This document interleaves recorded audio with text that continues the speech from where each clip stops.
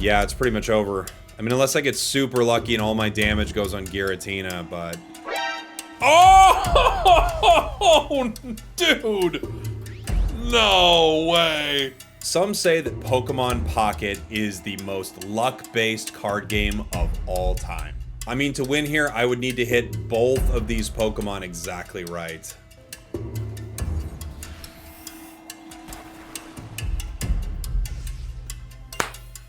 It's that simple.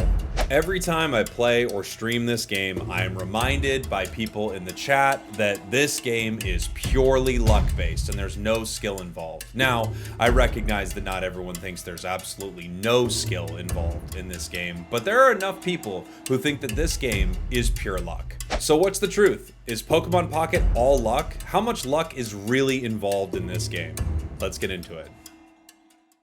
Hi everybody, Jake, your resident content cowboy here. Yeehaw! Pokemon Pocket. Is it luck? Is it skill? And how much of each really go into every single match? Well, I want to break it down for you here in this video. I absolutely love Pokemon Pocket, and I've noticed recently that I kind of view this game in a different way than a lot of players do. So I want to get into the whole topic of luck versus skill in a game like this. First, we have to figure out what exactly Pocket is and how it's kind of different from the regular Pokemon TCG or other TCGs. It is a digital card game which offers up a lot of different opportunities for RNG, if you will. Pokemon Pocket is a much faster, concise version of the Pokemon TCG. They have 60 card decks, Pocket has 20 card decks. They're allowed 4 copies of a card in their deck, Pocket allows you 2. Pocket is set up to be a game that is played quick, from your pocket on your digital device, and it is not meant to have the same level of strategic depth that you would find in the classic TCG.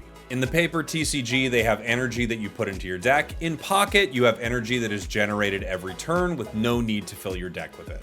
Pocket uses a point system, TCG uses a prize system. In Pocket, a game can last a few minutes, or if things go really poorly or really well, depending on how your luck is working out, a game could last a single turn, whereas TCG takes much longer to play. Both games have a high level of RNG when it comes to getting the cards you need to build a deck. And like any collectible card game that doesn't allow you just to buy essentially the open deck list for everything, you're going to need to spend money if you want to play the most meta versions of any deck. Pocket is clearly set up to be easier to learn, easier to play, and to get people who are maybe intimidated by the paper TCG an avenue to start collecting and playing with Pokemon cards. Now, every single card game out there has a level of luck involved in it. Some are much higher than others, and digital card games allow the developers to create even more of these sort of fantastic luck-based moments in their games, and they have for sure put a decent number of them into Pokemon Pocket. So what I really want to get into in this video is how much of it is luck-based, how much of it is skill-based, and how do we sort of differentiate that compared to some of the other games out there, and how I actually view this game. And I would love to hear from you, someone who is playing it. How do you feel when you are playing Pokemon Pocket? What would you most closely compare it to? So let's talk about luck, if we will, or RNG, the things that happen in any card game, but especially in Pokemon Pocket, that convince players that this game is heavily luck-based. I've seen many posts where people say something like, this game is 80% luck or 90% luck and just a little bit deck building or something like that. Some players have said this is an extremely skill-based game that's only 10% luck, and it's about 20% skill, 15% concentrated power of will, 5% pleasure, 50% pain, and 100% reason to remember the name. But I believe that was Fort Minor, and I think they were talking about, you know what, I actually don't know what they were talking about in that song. Moving on past that joke. So when we talk about luck, what moments in Pokemon Pocket are luck-based? There is the luck as to whether or not you're going first or second inside of a round. If you're going first, obviously, you have the opportunity to play your Pokemon on the bench first and in the active spot first. This gives you an advantage if you have a great card that plays on turn 3 with very little energy. If you go second, you have the ability to attach energy first. This is, in my opinion, and I think in a lot of players' opinion, the stronger position to be in the game, while more and more cards have been released that play well from the going first position, it does feel like there is an advantage inherently in being the player who goes second. So there is luck involved right off the bat. Then of course, with any card game, there is the luck as to what cards you are drawing. Pokemon Pocket has a 20 card deck, so it's actually not too hard to get a lot of the cards you need, but with the match going so fast, there are times where you still are not able to find that Charmeleon. For whatever reason, the last 2 cards in your deck are both Charmeleon and you are bricking. You just got pretty unlucky with this one. Then there are coin flips. The game has coin flips in many different areas. Lots of games actually have coin flips or RNG that is sort of hidden behind the scenes, especially something like a digital card game. For instance, Hearthstone had many wild situations that were completely random, so you wouldn't get to actually see the coin flip or D8 or D20 that is being rolled behind the scenes, but something random and unexpected is happening. In Pocket, that's almost all entirely done in front of you in your face with a coin flip. There are quite a few cards in the game that actually do rely on coin flips, but none is more notorious than Misty. Misty is a card that lets you attach almost endless amounts of water energy to one of your water Pokemon based on how well your coin flips are. There are some situations where this card can single-handedly win a game that is otherwise lost or a game that is just starting. Now, half of the time this card does nothing. I guess you could say you got unlucky. The other half of the time, this card could be game-changing depending on the amount of energy it provides. Continuing to flip coins until you hit tails, you can power up some of the most powerful Pokemon in the game in a single turn. And this isn't the only card that has an effect like this. In the Charizard deck, Moltres will flip coins to decide how much energy you're able to generate every turn with Inferno Dance. The first new expansion for the game, Mythical Island, introduced Celebi. Celebi is entirely based on coin flips to deal damage. Heads will deal 50 damage, tails will deal 0. So you stack as much energy as you can on this Pokemon, and you hope you flip well. There are also other Pokemon in the game that have a more consistent version of damage, but have a coin flip that allows you to deal a little extra damage on a turn. For instance, a card like Exeggutor EX has a base of 40 damage. However, if you flip heads, you now do 80 damage, averaging out, of course, to 60, but the swings between this create some very exciting and some very luck-based moments. Now, I do think a huge part of the design philosophy of many card games, especially a digital card game, is to have moments in them like this, where there really wasn't many options for you to win, no lines for you to actually complete the game in any reasonable way. However, if your Team Rocket Grunt removes all the energy from that Giratina, or if Misty flips you 3 heads right now, you are actually back in the game. Crazy enough, I do think these moments are emotionally important for some of these games, but at the same time, they do add fuel to the fire that the game is more luck-based than skill-based. We've talked a little bit about luck. Now let's talk a little bit about what is skill expression in a game like this. The difference between a player struggling to climb a ranked ladder and a player that has made it all the way up to master rank or has won tournaments is understanding what they can control in a game like this. This is how they are expressing their skill. One of the biggest, of course, being deck building. When you understand the variability of what can happen in a game, one of the most important things you can do is build a deck that allows you to compete at the highest level possible. Oftentimes, the best players will find the best practices, and these strategies will end up being called the meta. You will see them play the meta decks because these decks are extremely consistent and play well into many other decks in the environment. Hand in hand with deck building is understanding the meta and how you are going to play into it. I would say these are some of the biggest ways that you can express skill outside of the match that you are currently playing. Understanding how to pilot your deck and exactly how that plays into a lot of the decks you plan on running into or expect to run into based on what everyone is playing is extremely important. Then there are the ways that you express skill in-game. Things like strategic decision making, knowing when to attack, when to not attack, when to power certain cards. It is extremely important. Also, understanding what all of the cards do inside the meta and how your opponent will most likely want to play to beat you. And then, of course, predicting what your opponent will do, understanding the possible outcomes, and playing to your best possible outcome. These are a lot of the ways that you are expressing skill inside of your games. But is it enough? Is it enough to beat the luck that is being thrown your way? So given everything that we've talked about with the skill inside of a match, the importance of deck building correctly to make something consistent, and the ability to start flipping some coins and just winning some games, where does it all lie from here? Well, it's interesting because I talked a little earlier about how I view this game, and I wonder if you kind of see it the same way.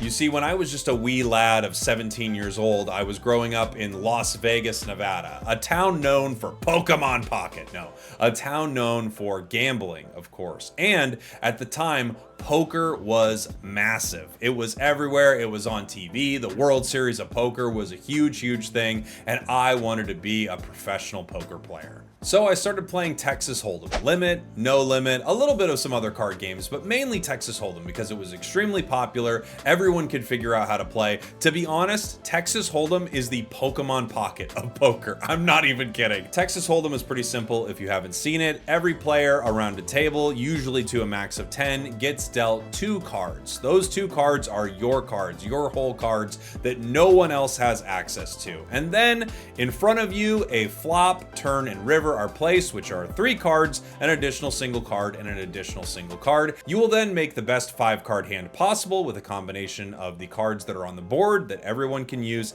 and the cards that are in your hand that only you have access to. And from playing hours and hours of Texas Hold'em, I can tell you that Pokemon Pocket is Texas Hold'em. This is exactly how I feel about this game whenever I'm playing it. Now, there are a few key differences, but allow me to kind of get into the weeds a little bit here. In Texas Hold'em, you cannot win every hand. It doesn't matter how well you play. In fact, what you are playing in Texas Hold'em are the odds of a situation and your opponent to a degree. The strategic depth in Texas Hold'em is greater than that in something like Pokemon Pocket, but you are making a lot of the same decisions. You get dealt a hand, you have to decide whether or not you even play with that hand, which is one of the biggest differences between Pocket and Texas Hold'em. In Pocket, you will queue into your opponents and it is what it is. In Texas Hold'em, you can decide whether or not you even participate in a hand. If you do decide to participate in a hand, you're going to need to either raise or call the amount of money needed. Now in Texas Hold'em, of course, you are gambling, so you will need to pay money to continue seeing more cards and stay in the game, and you can raise or check or call your opponents to try to put them in a position where they are paying you the most for your good hand and you are losing the least for your bad hands. There are also, again, many situations where you would not play your cards at all. You are deciding to go into hands in Texas Hold'em with the absolute best cards possible, or you're deciding to find a way to outplay your opponents or play something you think can make a lot of money. We don't need to talk extensively about how you hop into a game of Texas Hold'em, but just understand that from playing a lot of Hold'em, I actually see what's going on in Pocket in a big way. They have kind of created a little bit of a Hold'em vibe. You see, in Hold'em, just like in Pocket, you could walk in with the absolute 2 best cards in the game. You could walk in with pocket aces. Now, I guess in Pokemon Pocket, this would be something equivalent to walking into a match with the best deck and starting with a Pokeball and a Professors and something you need that's very powerful. You know, you need a Rocky Helm for this deck, starting with a few of the key components you need. And no matter what, you can still lose. You could still lose in Hold'em, you know, if you have pocket aces and the flop that is in front of you is 6, 7, 8 of hearts and you don't have an ace of hearts, while you had the best cards going in, you may not have the best cards any longer as there are multiple opportunities for your opponents to beat you. And I'm sorry that I'm giving specifics to Hold'em. I'm just getting excited talking about Hold'em. So to compare Pocket to how it feels playing Hold'em, I often feel like every single match of Pokemon Pocket is like a new hand in a card game like Texas Hold'em or Omaha or whatever you would play. You go into match with the best possible chance of winning using a deck that you like and understand how to play, and then you play your cards as best as you possibly can. I think one of the biggest forms of luck in Pocket is your opening hand. I really do believe that if you start with a disadvantageous turn position for you, so you really would like to be the second player that generates energy first and you don't get that, and then on top of that you get a really rough starting hand, I think you've kind of run into a situation like you would see in poker where you had some good cards early on, but once that flop comes out you recognize you're kind of drawing dead, meaning you just don't have a lot of ways out of this game. This is purely just me feeling it out as I'm playing, but I do think if you start the game and continue on with not a single professor's drawn after multiple turns, I think your chances of winning go down considerably. I also think if you happen to be playing a deck that really wants that first energy advantage and you don't get it, your opponents do, and they really prefer that, you're also in a pretty tough spot. So having a deck that really doesn't like going turn 1 versus turn 2, well, that's something that you can absolutely control, and there are many decks that are more consistent because they can go either. That part, I would say, is heavily skill-based, even though the luck-based portion of it, going first or second, is still very present. As far as drawing what you need in your hand, that is fully luck. There are many times where you just don't draw well, or your opponents draw extremely well, you're just not finding Pokeballs, you're not finding professors, and those games are lost. There is a question as to what percentage of games exactly that boils down to. And I know the exact number. It's 28.7% of games are kind of essentially unwinnable. How do I know that number? I made it up. But didn't it feel like for a second I kind of was like, oh wow, this guy actually knows the number? No, I don't think there's actually any way where we could figure out exactly how many games are sort of doomed from the beginning. But if you draw really poorly, get a poor energy start, your opponent gets the opposite of that, you maybe even have the added level of variance that this happens to be a deck that you are weak to, all of a sudden that game is very, very difficult to win. And then, of course, there's also a matchup that isn't really that unfavorable, but things go wild luck-wise. Your opponent flips Misty, turn 1 or turn 2, and powers up an extremely good card way before they normally could, and now the match is very lopsided. And Misty, by the way, isn't the only example of this. The interesting thing is Misty is an example that we can all see, but there are also those situations where you start with one of your cards, you have no other basics, you really have nothing going on, and your opponent's board is fully set up. They've played professors twice in 2 turns. Like, there is a version of Misty that we actually don't even acknowledge as a version of Misty, and that's just true of any card game. There are times where your opponent draws really well and you draw really poorly. But the reason I did jokingly say around 30% of the games is when you start to get to a higher and higher rank and you see higher and higher levels of play in the game, you'll see top players playing against other top players, grinding and having a win rate of somewhere between about 50, like mid 50s to about 60% against some of the better players in the game. This is accounting for everyone building very, very good decks, people playing consistently and making a lot of good decisions. So with all of that, you still have players that can win about 55 to 60% of the time. And of course, against low skill players, they would win a much higher percentage of the time. Something like this is most apparent when you see players who consistently do well in card tournaments, even in Pocket, a game that a lot of people think is mostly luck-based, or excuse me, a game where a lot of people will say is mostly luck-based, you will see players consistently do well in a lot of these tournaments, and they do remind me of poker players who consistently do well in a lot of tournaments. As someone who played poker for years, played a lot of poker tournaments, I can tell you that luck is not always going to be on your side, but what you are doing is playing consistently over a long term. That is what Pokemon Pocket is presenting. A game where some matches are totally lost, some matches are complete wins, and others will be a win or a loss depending on how you play and how you draw. And if you play well consistently over a long period of time, you will do well consistently over a long period of time. That's just the truth of it. Pokemon Pocket and poker are very, very similar in my opinion. If you sit down at a Texas Hold'em table and you're playing limit or no limit Hold'em in the Santa Fe station in Las Vegas and you grind that game out for a year, if you are winning, it is because you are making good decisions. If you are losing, it is because you are making bad decisions. Same thing in Pocket. Now, I will say that match to match, the amount of luck that could be involved could be, the entire match could be based on the amount of luck involved. A single game of Pocket and someone's run in a tournament could entirely be based on luck. Fully 100%. That is the nature of luck and RNG and all of these things. You could have a deck do super well in a tournament that actually isn't that good, just based on some really fortunate moments for that deck and really unfortunate moments for your opponent. But Pokemon Pocket, when played over a very long term, will show how much more skill is involved compared to luck. In the short term, in a single game or a couple games here or there, you can have really awful games. You can lose and none of it's your fault. It's true.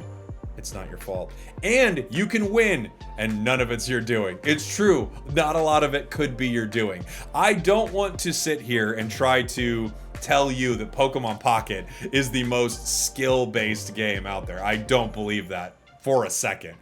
This game has a lot of luck involved, and I actually think it is intentionally designed to have a feel like getting drawn a new hand in Texas Hold'em, rather than having a 50-minute battle against your opponent where you know every single line of the deck you are going to play, they know every single line of theirs. This is meant to be played faster. It's meant to have moments that are exciting, even if those moments can kind of crush you or crush your opponents. And at the same time, I think it is meant to be played over a long period of time where you start to understand what you're doing better and better, win more and more, but still run into many situations where there really isn't a ton you can do. So if a top player against other top players is winning about 55% of the time to 60% of the time, and if some players do well consistently in tournaments, how much is luck based? How much is skill based? Well, I do think, again, game to game, it is very high luck based, extremely high game to game. Over a long period of time, I think that tapers off. And I think luck probably plays somewhere between 40-45% of what's going to happen in a match, but that is in many different ways. In the decks you are running into, in the hands you are drawing, in the coins that are being flipped, in all of those situations, luck will play a factor, and skill will play a factor in other ways. There is no way that players could have a positive win rate, especially playing against good players, with skill not being a factor in the game at all, and it just being fully luck. There really isn't. However, this game is not chess, and I don't think it intends to be. I think it absolutely intends to be the exact kind of game it is. This is not a game where you're going to find the absolute best player at the end of every single tournament. It's more like poker, where a lot of the time, really good players will make it very, very deep in a tournament or climb to the top of a ranked ladder. It really does remind me of poker, where someone like Daniel Negreanu would get very deep into a poker tournament because he plays really well a lot of the time, and he can win a ton of them. In fact, some great poker players have won the World Series of Poker, a massive poker tournament, multiple years in a row, or multiple times, going through a field of thousands of players. And other times, a relative unknown has an incredible run and makes it all the way to the end of a tournament, winning millions of dollars. And were they a great poker player? No, they weren't that great of a card player. They played decently well, and they had some really fortunate moments go for them. Pocket feels a lot like poker to me. Let me know what you think in the comments. Thanks for watching. Thanks for listening. I love you guys, and I will see you all next time. We did it. Take that, XQC. Who I'm told thinks the game is 100% luck based. Someone told me that in the chat the other day. I actually have no issue with this person I don't know at all.